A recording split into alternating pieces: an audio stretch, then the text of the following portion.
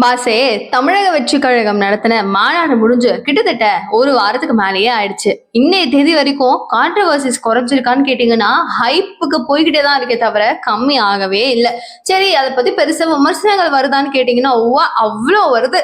சரி, அதை பத்தி குற்றச்சாட்டுகள் எங்க போயிருக்கு தெரியுமா? விஜய் அவர்கள் மேல எஃப்ஐஆர் போற அளவுக்கு போயிருக்கு. என்ன நடந்திருக்கு அப்படிங்கறத டீட்டெயிலா டெப்தா பேசுவோமா? அனைவருக்கும் வணக்கம். நீங்க பாத்துட்டு இருக்கிறது கல்கரி நியூஸ்.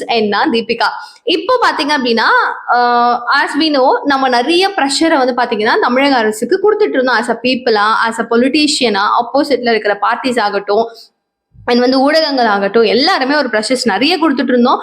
ஃப்ரம் அஜித்குமார் அவர்களுடைய டெத்துல ஆகட்டும், அந்த லாக்அப் டெத் நடந்துச்சு இல்லையா, அது தூய்மை பணியாளர்கள் எல்லாரும் வேலை வேணும் அப்படின்னு சொல்லி கேட்ட விஷயம், ஹிருதன்யா அப்படிங்கிற ஒரு பொண்ணுக்கான ஒரு ஜஸ்டிஸ், கவினுக்கான ஜஸ்டிஸ், நிறைய ஒன்று ரெண்டு கிடையாது. இது எல்லாத்தையுமே வந்து மனதில் வைத்துக்கொண்டு இப்ப திமுக அரசாங்கம் இப்ப என்ன பண்றாங்க அப்படின்னா, ஒரு ஒரு விஷயம் அங்க நடக்குது. இது என்னன்னு கேளுங்களேன். கரெக்டா சரத்குமார் அப்படிங்கிற ஒரு பையன், அவரை என்ன பண்றாங்க, டிவிக்கு மாநாடுக்கு போயிடுவோமா, அந்த மாநாட்டுல என்ன நடந்துச்சு, விஜய் அவர்கள் வராரு. வரும்போது அந்த கம்பியில கிரீஸ் எல்லாம் பூசிட்டு இருந்தது. ஏங்க பூசுறீங்க? அவங்க எப்படி பூசலாம்? எங்களுடைய தலைவரும் தான் வந்தாரு, நாங்களும் தான் மாநாடு நடத்தணும். எங்கேயாச்சும் ஒரு சின்ன இடத்துல கிரீஸ் பூசி இருப்போமா? அப்போ உங்களுடைய ஆட்கள் மேல உங்களுக்கு எல்லாம் நம்பிக்கை கிடையாதா? கிரீஸ் எல்லாம் பூசுறீங்க, ஏன் பூசுறீங்க அப்படின்னு நிறைய கட்சிகள் கேட்டாங்க. பட் இதற்கான ஒரு விளக்கம் அப்படிங்கிறது லேட்டரா உங்களுக்கு புரியும் அப்படின்னு சொல்லிட்டு தமிழக வெற்றி கழகம் சொல்லியிருந்தாங்க. அதே மாதிரி கிரீஸ் எல்லாம் போட்டோம், நீ என்னத்த வேணா பூசுன்னு தொட்டன்னு தொடச்சிட்டு நம்ம ஆளுங்க ஏறி ஏறி ஏறி ஏறி அப்படியே கிறுக்குன்னு போய் மேல தமிழக வெற்றி கழகத்தினுடைய தலைவர் விஜய் அவர்கள் வராரு. அவரை வரும்போது அண்ணே அப்படின்னு சொல்லிட்டு அப்போஸ்ல ஓடி போய் அவர் வந்து பிடிக்கிறதும் கட்டி பிடிக்கிறதும், அவருக்கு வந்து அவங்களுடைய சந்தோஷம், அது தப்பு கிடையாது, அவங்களுடைய சந்தோஷத்தை எக்ஸ்பிளைன் பண்ணும் அப்படின்னு சொல்லி ட்ரை பண்றாங்க.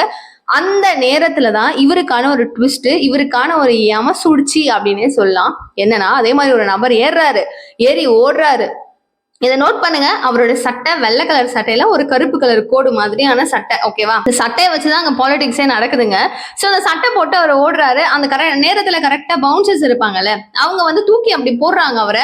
விஜயே பார்த்துட்டு, எப்பா சாமி பார்த்துப்பா, அவங்கள பார்த்து ஹேண்டில் பண்ணுங்கப்பா அப்படின்னு சொல்லிட்டு அவரை வந்து தாங்கி பிடிச்சதாகட்டும், அவர்கிட்ட பத்திரம்ப்பா, அதெல்லாம் பண்ண வேணாம்னு என்னமோ சொல்றாரு, பேசுறாரு அங்க. ஆனா வந்து இது மாதிரி பண்ண வேண்டாம் அப்படிங்கிறது மட்டும் தெளிவா அவருடைய வே ஆஃப் எக்ஸ்பிரஷன்ஸ்ல தெரியுதுன்னு வச்சுக்கோங்களேன். சோ நம்ம எல்லாருமே பார்த்திருந்தோம். ஆனா அந்த பவுன்சர்ஸ்னுடைய ஒரு வேலை அப்படின்னு பார்க்கும்போது, நம்மள வந்து டெண்டர்ல எடுத்திருக்காங்க, நம்மளுடைய வேலையை நம்ம தரமா பண்ணணும். ஏன்னா விஜய் அவர்கள் வந்து இவ்வளவு பேர் பார்க்க போறாங்க, நம்மளையும் பார்க்க போறாங்க, நம்மளுக்கான வேலை வாய்ப்புகளும் அதிகமா இருக்கும் அப்படிங்கிறதுலாம் அந்த மனுஷங்களுக்கு தெரியும். சோ எப்படி அதை வந்து ப்ரிகாஷனோட நம்ம பாதுகாக்கணும் அப்படிங்கிறதையும் தெள்ள தெளிவா அவங்க ஒரு ஒரு ஒரு வேகத்துல பண்றாங்க. இது வந்து பெரிய அளவில் வந்து பாதிப்பா அப்படின்னு கேட்டீங்கன்னா இல்லதான், டு பி ஃப்ராங்க் இல்லதான். ஆனா அங்க அந்த சரத்குமார் இருக்கிறாரு இல்லையா, அவருடைய போட்டோ மாதிரியும் வீடியோஸ் மாதிரியும் அவங்க அம்மா வந்து என் பையனுடைய இப்படி பண்ணிட்டாங்க, பவுன்சர்ஸ் தூக்கி போட்டாங்க, என் பையனோட நிலைமை என்ன, உடம்பெல்லாம் வலிக்குதுன்றான், காலை வலிக்குதுன்றான் அப்படின்னு சொல்லிட்டு நிறைய குற்றச்சாட்டுகளை சொல்றாங்க. அதே நபர் என்ன பண்றாரு அப்படின்னா, அந்த ப்ரூஃப்ஸோட பசங்க எடுத்து போட்டிருக்காங்க. லைக் அவருடைய கையில இருந்த கயிறு, அவருடைய ஷர்ட், அது எல்லாமே அது டிட்டோ இவர் தாங்க அது அப்படிங்கறத கன்ஃபார்ம் பண்றாங்க. அந்த நபர் என்ன சொல்றாரு அப்படின்னா, என்ன வந்து தப்பா வந்து யூஸ் பண்ணிக்கலாம் அப்படின்னு ட்ரை பண்றாங்க. என்ன யாரோ வேற இன்ஃப்ளூயன்ஸ்ல அம்மா எல்லாம் பேசுறாங்க. அந்த நபரே வந்து நான் தான், ஆனா தெரிஞ்சு நடக்கல, கிடையவே கிடையாது, நான் போன அது ஏன் மேல இருக்கிற தப்பு தான் அப்படிங்கிற மாதிரி சரத்குமார் அப்படிங்கிற உண்மையான நபர் என்ன சொல்றாரு அப்படின்னா ப்ரூவ் பண்றாரு. எதுவும் பிரச்சனை இல்லை, எதுவுமே ப்ராப்ளம் இல்லை, அது எல்லாமே வந்து வேணும்னு பண்ண விஷயங்கள் இல்லை, பெருசாக்க வேணாம், ஊடகங்கள் ஊதி பெருசாக்காதீங்க அப்படின்னு சொல்லி முடிச்சிட்டாப்ல. கதை முடிஞ்சுப்பா அப்படின்னு நினைச்சா திடுதிப்புன்னு சரத்குமார் அப்படின்னு சொல்லி ஒரு நபர் என்ன பண்றாரு, நான் தான் அந்த பையன் அப்படின்னு போட்டிருக்கிற அதே சட்டையோட ஸ்டில் ஒரு 5-6 நாளாவே நான் போய் கேஸ் கொடுக்க போறேன் அப்படின்னு சொல்லிட்டு போலீஸ் ஸ்டேஷன்ல எஃப்ஐஆர் ஃபைல் பண்ணியிருக்காங்களாம்.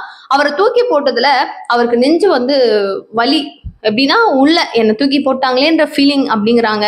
அண்ட் வந்து எக்ஸ்டர்னலா ஏதாவது ப்ளீடிங்கா இல்லை உள்ள ஏதாவது பிரச்சனையா அப்படின்னு சொல்லி கேட்கும்போது பெரிய அளவில் உடல்ல பாதிப்பெல்லாம் எதுவுமே கிடையாது அப்படிங்கிறதையும் கன்ஃபர்மேஷனோடு சொல்லியிருக்காங்க. ஆனாலும் மனதில் காயம் அந்த நபருக்கு அப்படின்னு சொல்லக்கூடிய வகையில தான் இப்போ அவருக்கு நான் எதிராக நிப்பேன் அப்படின்னு சொல்லி குரல் கொடுக்குறாரு.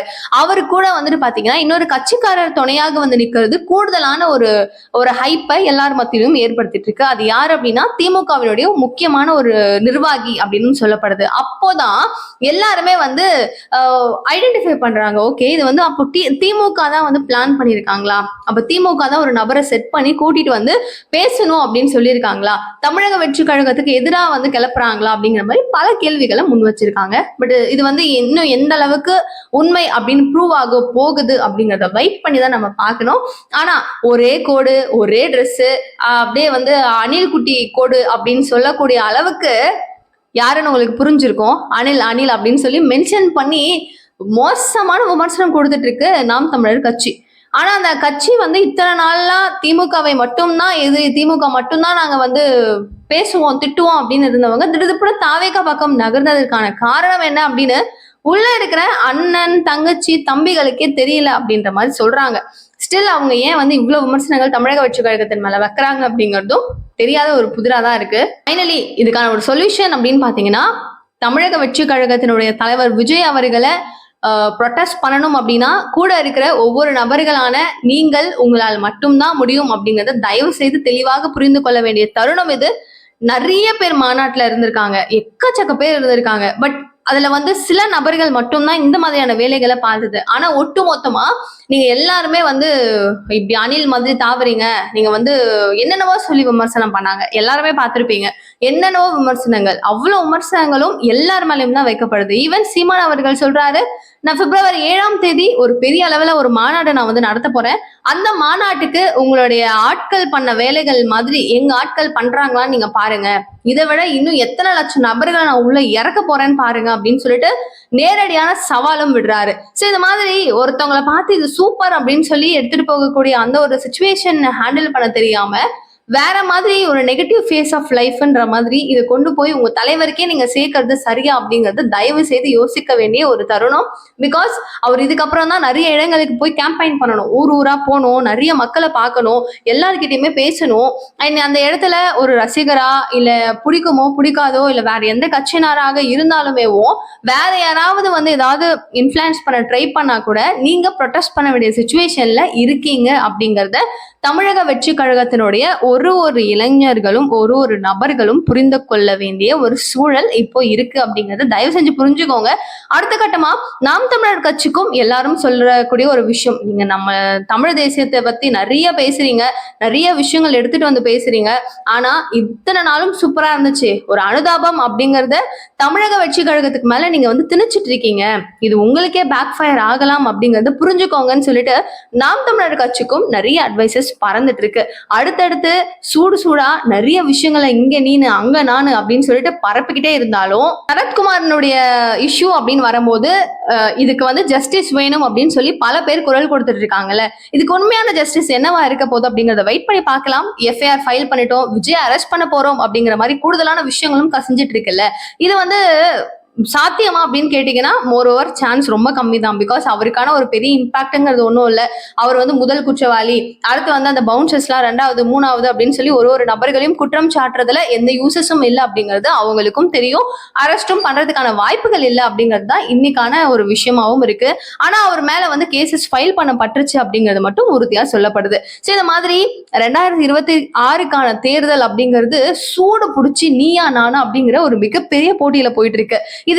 இதுல தமிழக வெற்றி கழகம் வருமா, நாம் தமிழர் கட்சி வருமா, திமுக வருமா, அதிமுக பாஜக கூட்டணி ஒன்னா இணையுமா அப்படின்னு பல கான்ட்ரவர்ஷியலான விஷயம். வெயிட் பண்ணுவோம், எந்த கட்சி ஆட்சியை பிடிப்பாங்க அப்படின்னு நீங்க நினைக்கிறீங்க அப்படிங்கிற உங்களுடைய கருத்துக்கள் ரொம்ப ரொம்ப ரொம்ப இம்பார்ட்டன்ட். மிஸ் பண்ணாம எந்த கட்சி உள்ள வந்தா நல்லா இருக்கும்னு நினைக்கிறீங்களோ அவங்களுடைய பேரை கமெண்ட் பாக்ஸ்ல போடுங்க. எந்த ஊர்ல இருந்து பாக்குறீங்க அப்படிங்கறத மிஸ் பண்ணாம கமெண்ட் பாக்ஸ்ல சொல்லுங்க. நிறைய விஷயங்கள் பேசலாம். நிகழ்கால நிகழ்வுகள் ஒன்னு கூட தெரிஞ்சுக்கிறதுக்கு சேனலை சப்ஸ்கிரைப் பண்ணிக்கோங்க. Thank you so much for watching. Bye.